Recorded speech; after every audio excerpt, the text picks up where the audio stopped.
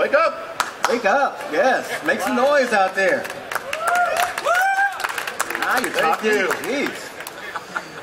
Listen, my name is Brian Carter. This is Gil Gowing. Listen, honestly, we're really excited right now because we have some really nice major announcements to make for you guys, today. We've both been with the company for quite a while. In fact, when we got in here, we were probably talking about Pro Tools HD Mix systems coming out, right? Oh, yeah. But that's been a long time ago now. So this year, well, I just want to talk to you about, let me go back just a little bit. Kind of want to mention that AVID has been extremely busy over the last year. So this time last year, we were talking about a lot of new functionality that came out with some software, some new hardware, some more collaborative features. Yes, we were doing all that in a single year. And let me sum it up this way.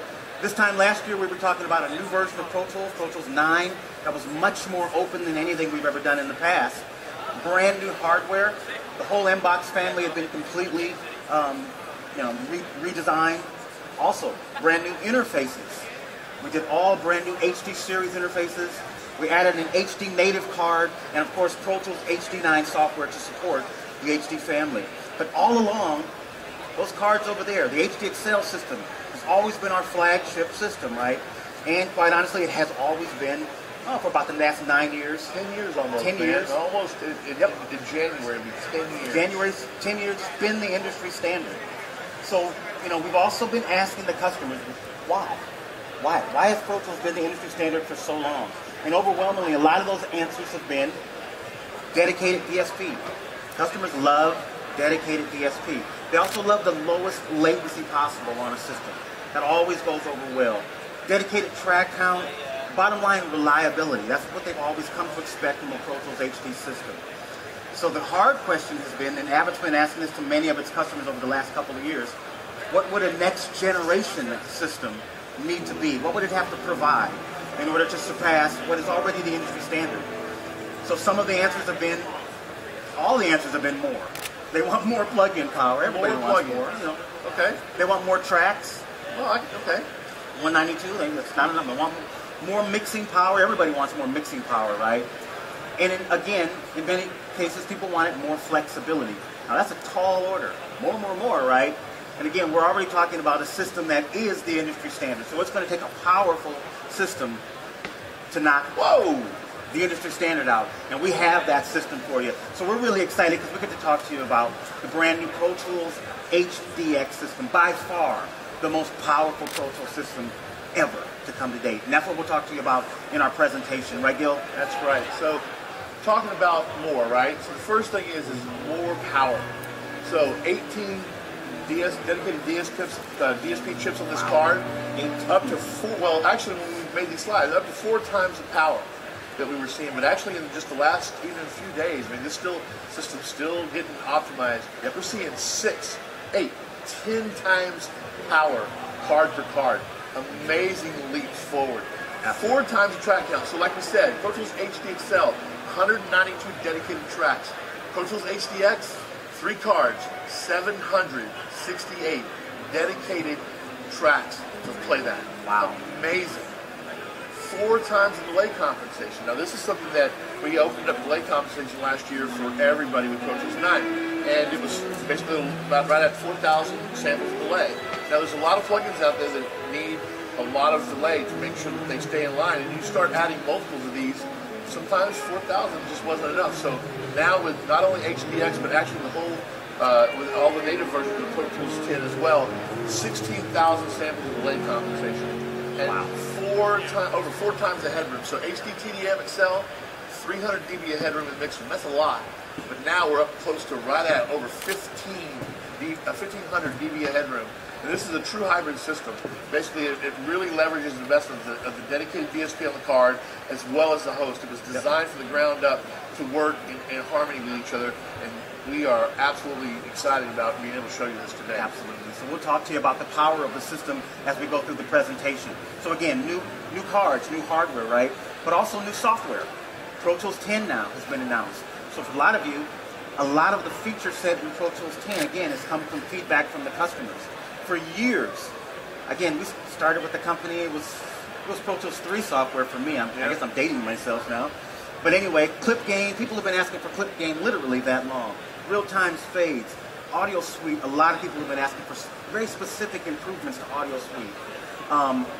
And things that you probably weren't asking for that you're going to be amazed when you see, like extended disc cache. So we're going to cover all of that as well throughout the presentation. So with that said, what are we going to actually use? I love this slide because it just really shows the power of the new system. But what are we going to use? All right. Well, we've got a film that was done for the movie Kick-Ass. It's a cool little film. But the cool thing about this was all AVID workflow, picture and sound, the whole AVID family. Eddie Hamilton edited this, video editor, but also really great in doing sound design work. Media Composer, Unity, 4 Pro Tools HD Excel systems, using a D-Command icon for the Foley and mixing stage. And actually the final mix was done on the System 5 console as well. So true, all AVID end-to-end workflow for both video and sound. So let's just kind of jump in and maybe take a look at a little bit of this. So the first thing we want to take a look at, right, is let's go back and let's get into, let's look at the whole what we got going on with the video. Exactly. So what you're seeing on this side now is Media Composer, and the reason we bring that up is because, as many of you know, when all the cameras are put away, the lights are put away, the actors go home, that's really where the magic of the movie begins, the video editor, right? That's when they're going to assemble all of that video into some kind of a story, right? And the magic happens, in this case, inside of Media Composer. That's the interface to it for those of you that haven't seen it.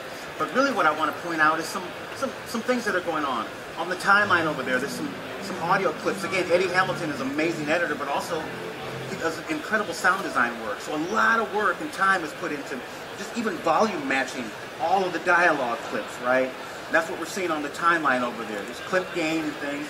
There's locators that are in over there, so they can jump around just like we would use markers in Pro Tools, right? And in fact, with Media Composer, you can use RTAS plugins. So a lot of editors that are into sound are taking advantage of all these things. Pro Tools 10 really helps streamline the interop between these two applications, because now you can easily bring over, yes, RTAS plugins, they can be exported with the AAF from Media Composer, locators, but also now with Pro Tools 10, all of the volume work, the clip gain can be imported directly in Pro Tools. So now your starting point in Pro Tools is where the video editor ended up, right? Instead of having to start from scratch. Right, Gil? So that's right. So we're looking up here now, we've got these clips, which actually for you audio guys, this could be a little bit of a different terminology for you. We're basically changing some what we call things, and in kind of the whole world of production, clip is a more commonly referred to as what we call regions. So these are now audio clips. Now if you look down here in the bottom corner of these clips, you can see a new display, and this is that clip gain.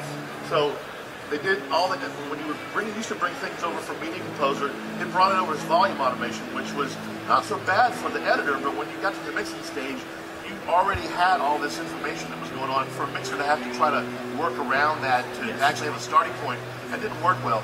Now we can bring over the clip gain, so this is actually on its own level of the clip, and all this can now, it's all balanced out right there for you, coming over from Media Composer.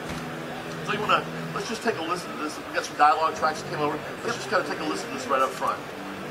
Welcome back. Breaking news. A worldwide web broadcast of the New York superhero who calls himself Kick-Ass. About to be shown live. Rumors have it that this is Kick-Ass's farewell appearance, that he will announce his retirement from crime fighting. But as word of mouth continues to spread, internet providers are predicting that it could be one of the most widely viewed live events in web history. But where's Dave? There are no clues as yet as to the exact location. Have you guys noticed that he's vacated? Obviously. To watch. Why else would I be here? So there's already some pretty decent balancing. He's kind of worked on some things, but now we can take that. Now we can start fine tuning some of this stuff and really show you kind of where Pro Tools kind of comes in with all this. Absolutely. So earlier on in here, some of that dialogue, definitely, most of it was pretty Mac, but there were definitely some moments that weren't. So let's use some clip gains. Let's see how you can quickly work on that. All right, so we're going to go to a different part. So we've got, kind of set this up real quick. We've got some guys that have captured our heroes here, and they're going to do some not so nice things. A little disclaimer, there's a little violence in this scene, so if you're squeamish, you might want to look away. not too bad, but just wanted to put that out there. So we'll tell you when to look away. We'll just say look away real quick. all right, so just real quick, let's just kind of play through this, and we can kind of hear what we got going on. You can kind of see that it's not quite balanced enough yet. What do you know who this guy is? This guy here is Big Daddy. These are my friends. Come on in, guys. Say hello. Yeah, there they are. Hello, hello.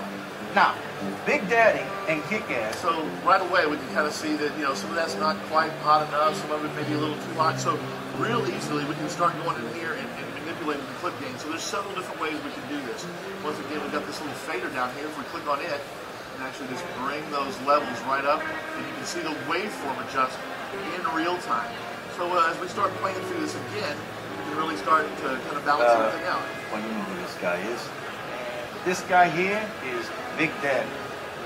These are my friends. Come on in, guys. Say hello. Yeah, there they are. Hello, hello.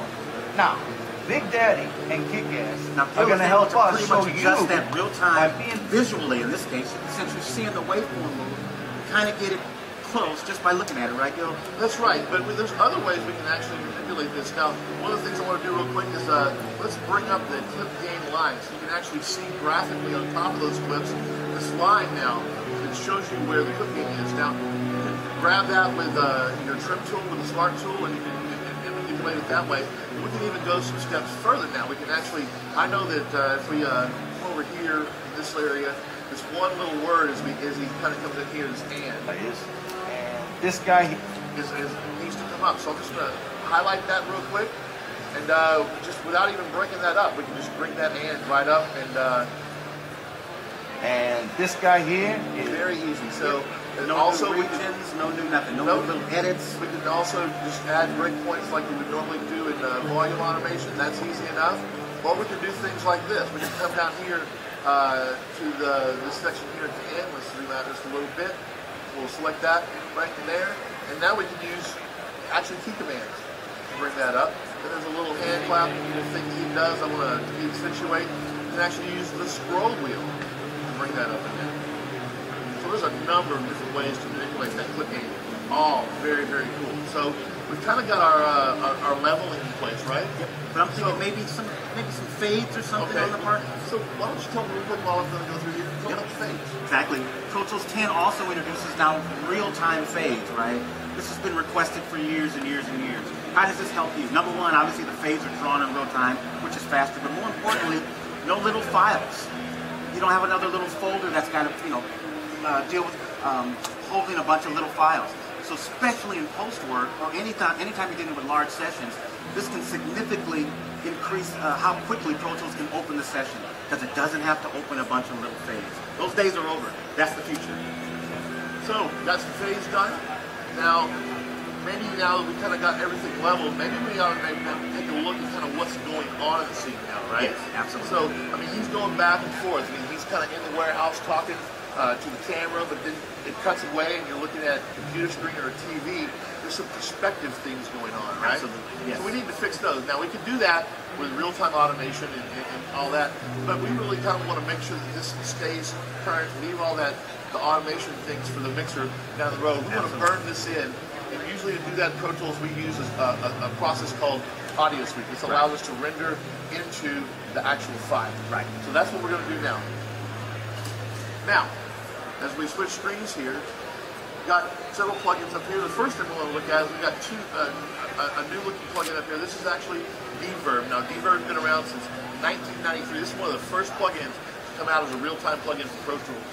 And with Pro Tools 10, it's been updated with a new look, as well as a lot of AVID-based plugins have this new family look. We've also got fun spots from DSP. But what's really important to know about this screen right here is these are not real-time plugins that are on the track. These are Audio Suite plugins. This is something new with Pro Tools 10. We have the ability to have multiple Audio Suite plugins on this window at the same time. That's huge. A little extra benefit with that is we store these plugins in Windows configurations. If you never use that, you ought to take a look at some and using that. But you can actually store these, and when you bring them back, it'll actually remember the presets as well. So you can, in your templates, you might have different types of sound design work you're going to do. Same plugin, but you you don't want to have to use the actual preset menu. You can just store what you want, and when you bring those things back up, it comes right back up with it. So very, very cool. So first thing we want to do is let's work with doing what we call FUT, basically putting them in the actual coming out of the TV speaker. So that's the first thing we want to do. So I'm going to come over here. Here's the first one. We're looking at a TV screen. So we're going to render that out. Okay. Then we're going to go to this next one and looking at it on TV. So we'll render that out. And I'll play these back here in a minute so you can actually hear what's going on. I've kind of got these all kind of just preset real quick that we can go through and quickly get to them. So now when we go back to the front here, let's take a listen to how those things change. Well, you know who this guy is. This guy here is Big Daddy. And these are my friends. Go on in, guys. Say hello. Yeah, there they are. Hello, hello. Now, Big Daddy and Kick-Ass are going to help us show you why being a hero. So we got those things we can adjust them down with quick gain, right? That's very cool, right? We also now need to put a little bit more perspective on it. We want to add some like a little bit more lively haul when he's inside talking to the camera, and maybe a little bit more close ambience when he's coming out of the computer monitor and the TV. So once again, we're just going to kind of go back down here. I've got the warehouse thing here. We've got a 2.7 second delay reverb that we'll add there. When we get to the FUTs, we'll add a little reverb there, a little shorter, and then just kind of go down here and just keep going on. I won't do a whole bunch, but we'll just do a couple so you can kind of hear some differences. Now, let's listen to that.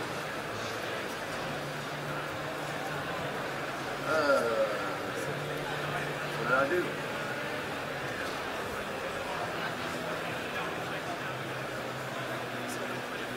All right. There's always something, isn't it? Yeah. This is beta software, right, Brian? Yes, it is. Let me just undo those things real quick. All right, well, just going to have to move on.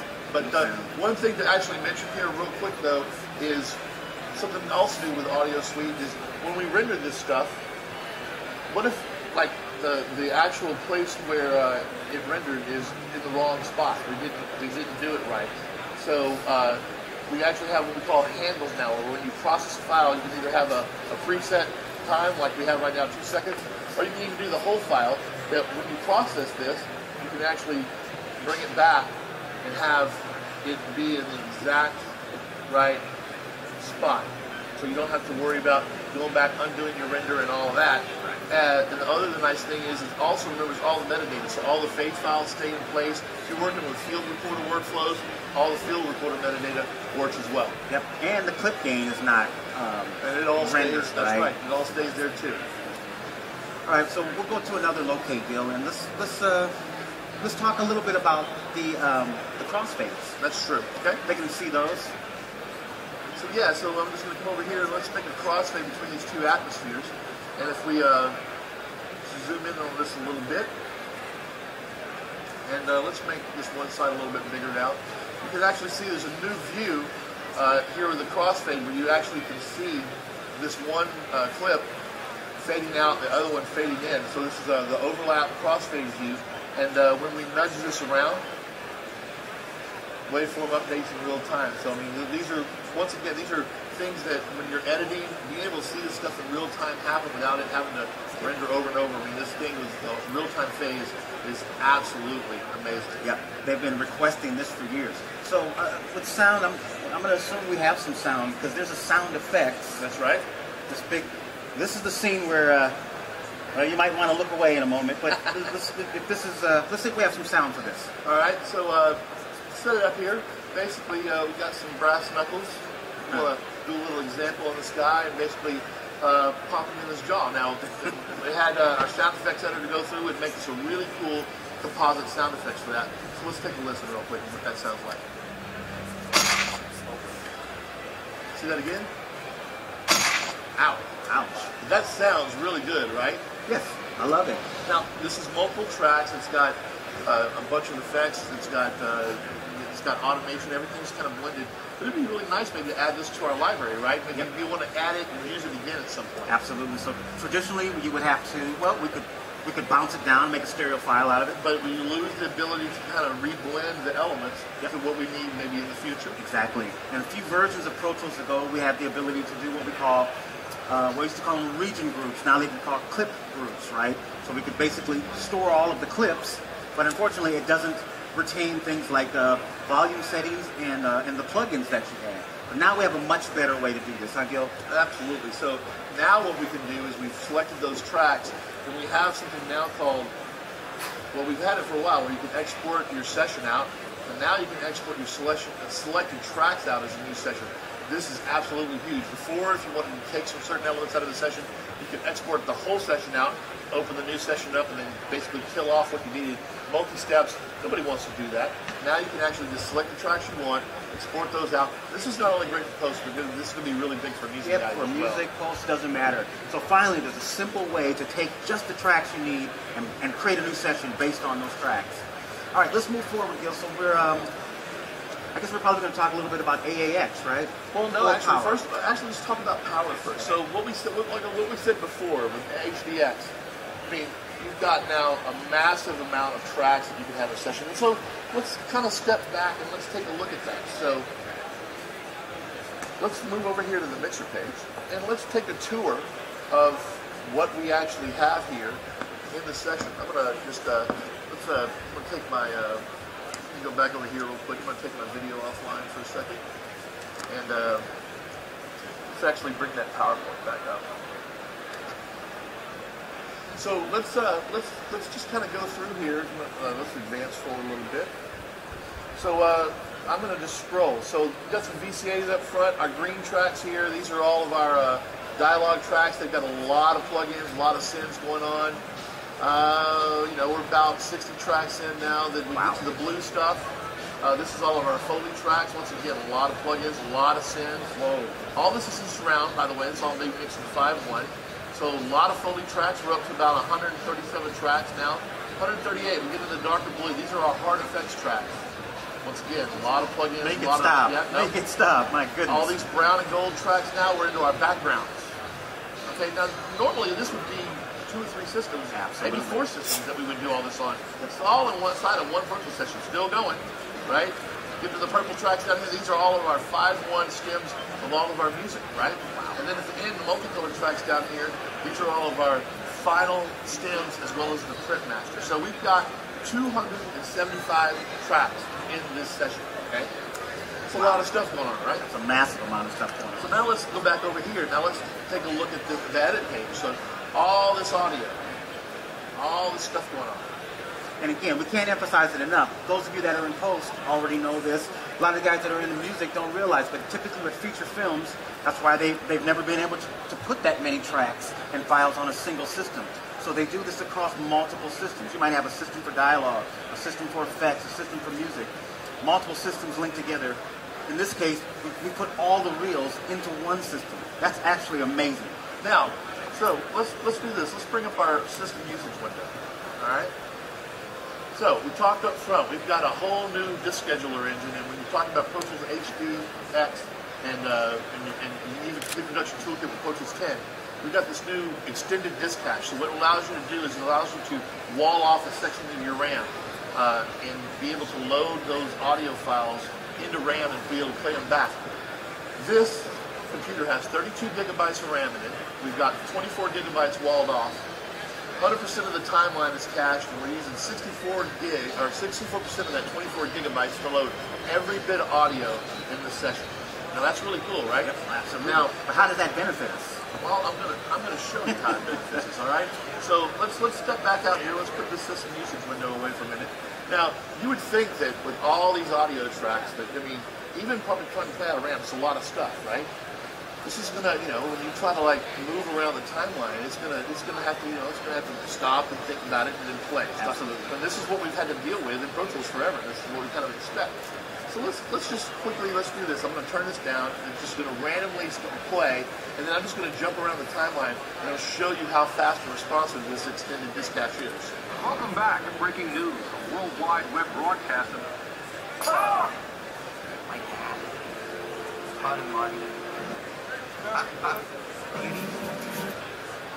Oh, you know what? I'm going to do this even because video files do not catch. I'm going to turn the video track off and let's see how fast this is. All right, there. Come down here. Come down here. Come down there. Wow. Over there. Over there. Over there. Over there. Once again, look. That's playing back all of this that quickly from the RAM. That's amazing. That's absolutely amazing. So how many drives do we have set up? One drive. No. How many drives do we have set up to play back all of those tracks? One drive. One drive. Because it's what RAM Cache is all about. And because of this, you guys that work in all AVID workflow facilities, now Pro Tools is a truly, Mac or PC, first-class citizen on ISIS and Unity. So now, no longer do we have to worry about doing the whole being able to copy it over to the local drive and then having to worry about then copying it all back to ISIS later for being able to file management. Just all being able to play right off of the same system. That's amazing. Absolutely. Let's bring that system usage window back up again, and let's show them. So how many tracks is that again, Bill? Well, it's 275 tracks, but we're actually using 413 voices, and this is before we even get into destructive punch, and actually we'll be able to use even more. So we got plenty of headroom left. 512. So I mean, how many cards would you think this would take? 500. Let me ask you guys, how many cards do you think you've seen the session, all the tracks, all the voices? How many cards for this? Take a guess. Somebody said 2. Somebody says 1. Well, boy, he's just really pushing it over there. All right, Gil, how many cards have we? All right, well, let's take a look at this. So let's expand this back out. So as we start to kind of go down here, there's one. That's all the processing. Let's go into the second card here, right? 2 cards, and not even 2 cards.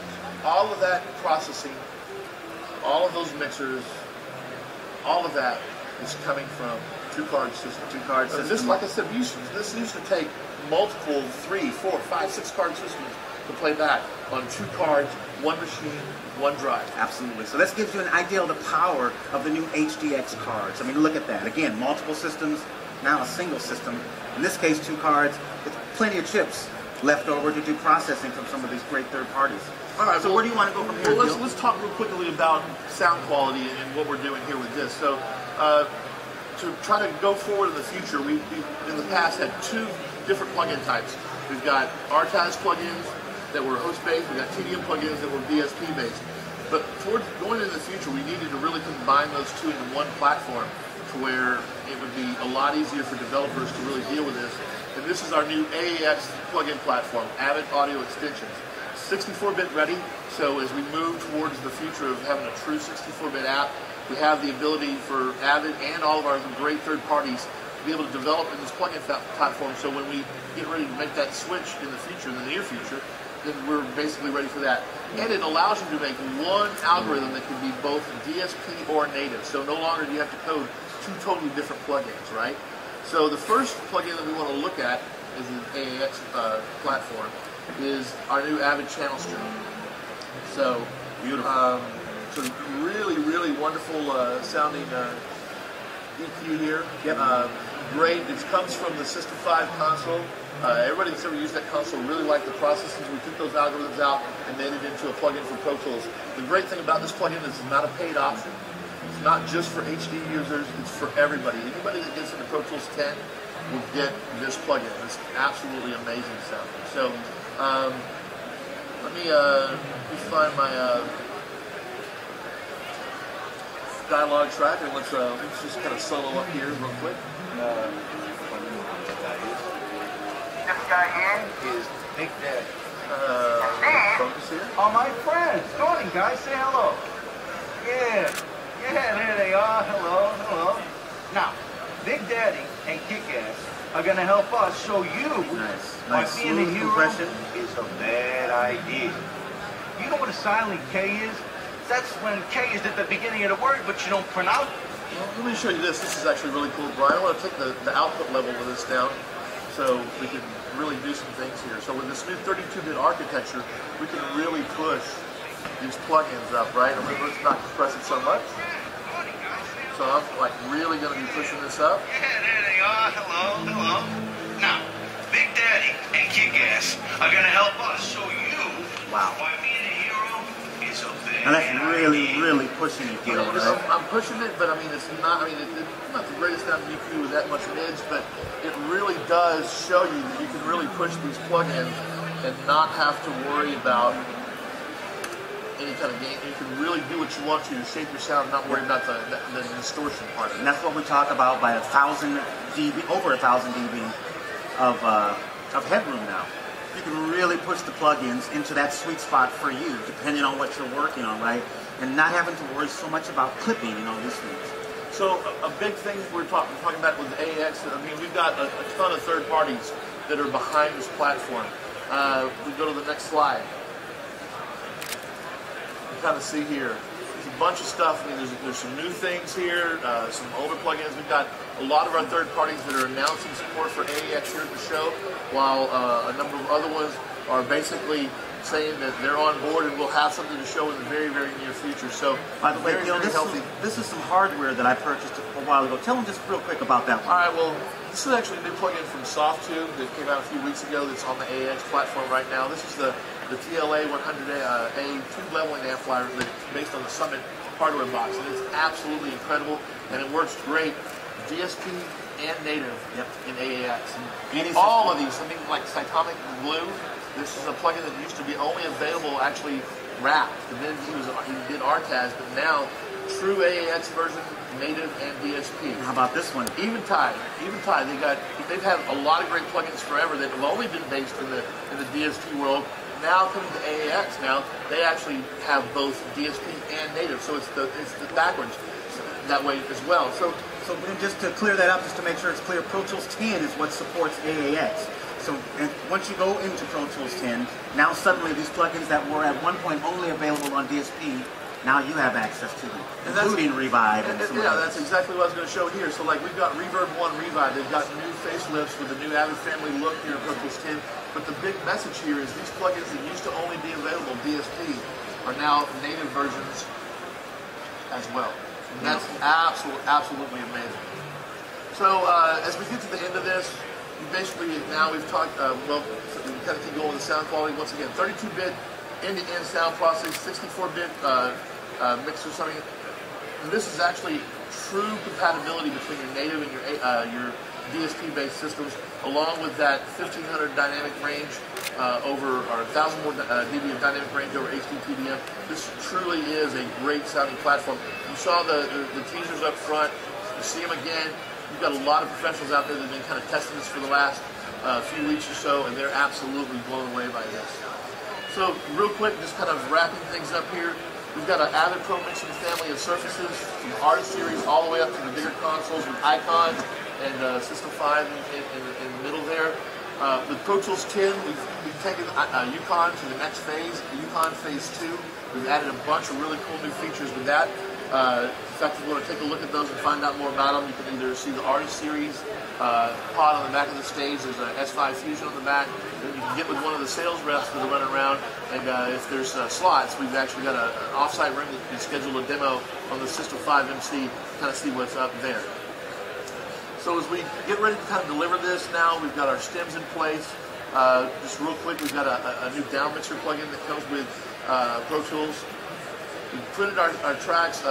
Actually, Dolby and Nyric have some new AEX versions of their encoders for delivery, the down mixer here.